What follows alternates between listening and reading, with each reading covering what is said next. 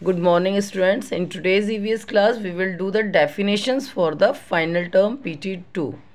Okay. For PT, final term PT2, we had already done the one chapter, that is kinds of houses, chapter 12.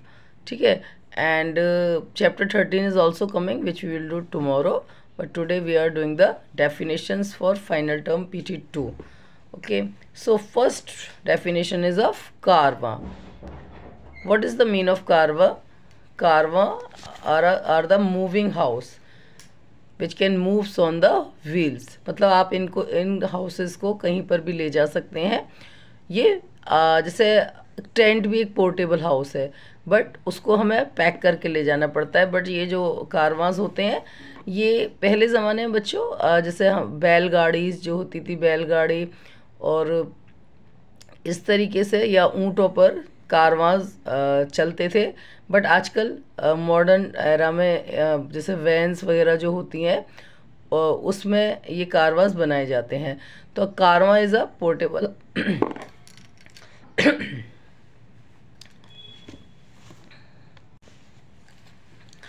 Karwaan is a portable house on wheels. यानी कि कारवां जो है एक चलता फिरता घर है व्हील्स पर, पहियों पर. Permanent houses are strong house. Permanent houses कैसे होते हैं? बहुत ही मजबूत होते हैं. Permanent houses are strong house. Temporary house क्या होते हैं? The houses that can be move from one place to another are known as temporary house. Temporary houses वो होते हैं जो कि जिनको हम मूव कर सकते हैं, यानी कि एक जगह से दूसरी जगह पर ले जा सकते हैं. ये टेम्परेरी हाउस होते हैं. इनमें जैसे क्या क्या चीज़ें आती हैं, जैसे एक हाउस बोट है. ठीक है, हाउस बोट होता है, एक घर होता है, उसमें आप रह सकते हो और वो पानी में फ्लोट करता है, तो आप उसे कहीं पर भी ले जा सकते हैं. जैसे मान लीजिए आप अभी आप जैसे ये जो हाउस बोट है मोस्टली कश्मीर और केरला में यूज़ होते हैं. ठीक है, तो ये पानी के थ्रू कहीं पर भी जा सकते हैं, तो ये मूव करते हैं. इसके अलावा टेंट हाउस हैं, ये आप पैक करके कहीं पर भी ले जा सकते हैं. कारवां, ठीक है, कारवां थोड़ा सा अलग होता है क्योंकि वो व्हील्स पर होता है, यानी कि वो वैन्स में बनाया जाता है, वैन्स जो गाड़ियाँ होती हैं उनमें. तो टेम्परेरी हाउस को आप कहीं पर भी मूव कर सकते हैं. इग्लू क्या होता है? A house made up of snow is known as an igloo.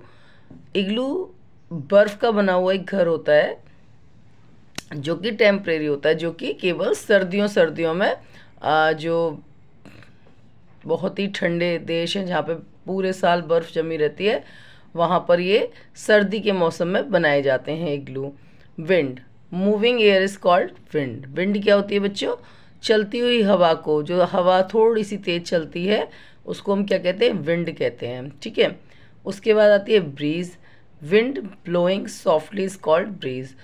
Bridge क्या होती है? जब हवा बहुत ही सॉफ्टली जेंटली मतलब चलती है तो हम उसको ब्रीज कहते हैं. यानी कि हवा चलती है, वो आपको अच्छी लगती है बट कहीं भी वो आपको डिस्टर्ब नहीं करती, तो ऐसी हवा को हम ब्रीज कहते हैं.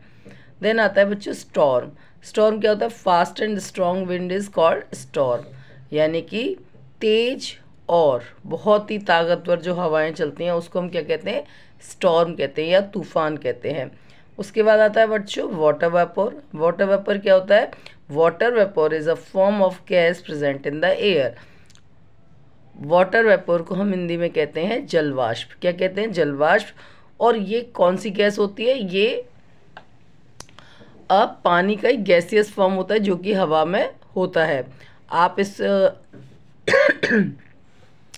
वाटर वेपर को जब आपके घर में पानी उबालती हैं मम्मी या सब्जी भी बनाती हैं, तो जो उसमें से धुआं निकलता है बच्चों, वही होता है वाटर वेपर.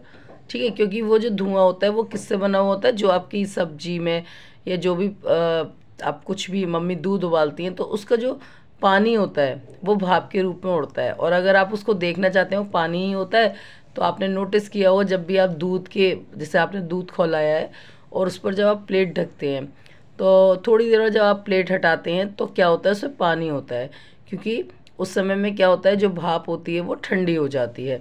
ठीक है, तो ये बच्चों 8 डेफिनेशंस है.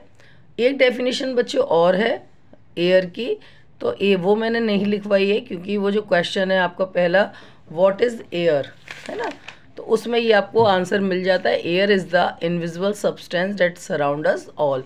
एयर एक ऐसा अदृश्य तत्व है जो कि हमें हमारी चारों तरफ होता है। ठीक है, तो in next video we will focus in our copy. Thank you.